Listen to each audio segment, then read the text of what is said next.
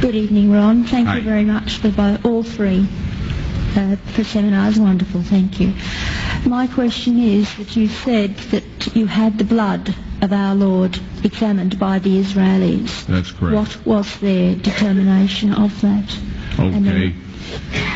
Now, we won't be able to take second questions. I'm sorry if you're on your second one, please just step out. I love you, but we're running out of time.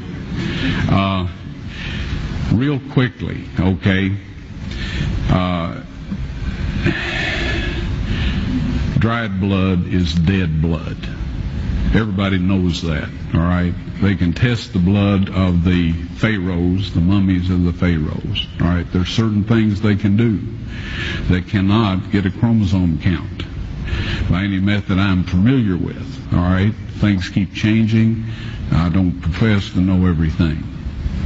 However, there's no way I know that you can get a chromosome count out of dead blood. You can get a DNA and some other things, but not a chromosome count, all right? That's done by living white blood cells.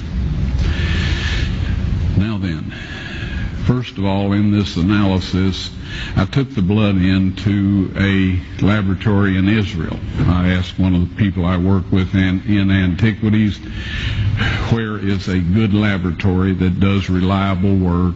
And they said, such and such, such and such. I took it. I just said, please examine this blood and tell me what you can tell me about it. All right? They said, well, look, we're going to reconstitute it. We're going to put it in normal saline and keep it at body temperature for 72 hours with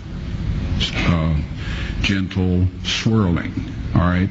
That's their business. That's great. I said, now I want to be there when you check it out. They said, fine. So I was back.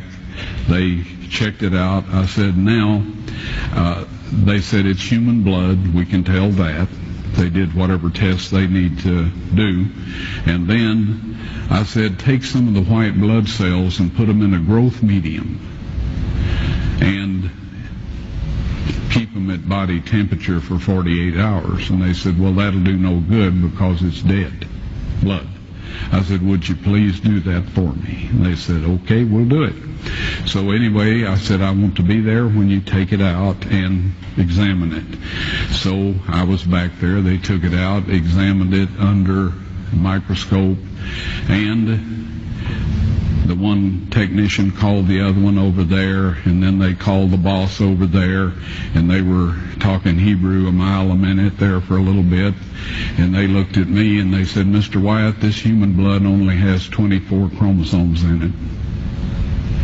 Everybody else has 46. You see, 23 from your mother, 23 from your father, 22 autosomes from your mother, 22 autosomes from your father.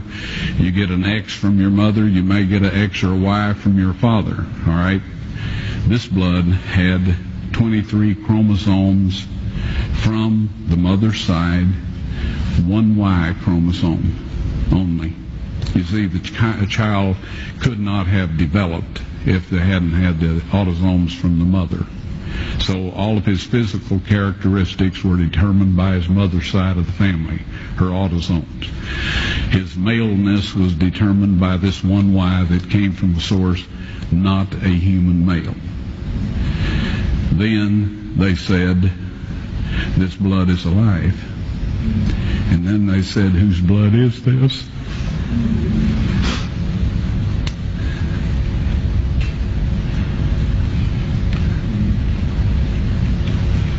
I said, it's the blood of your Messiah.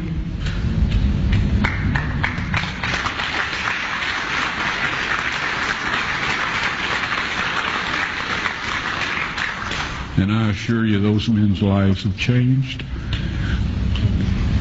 You're welcome.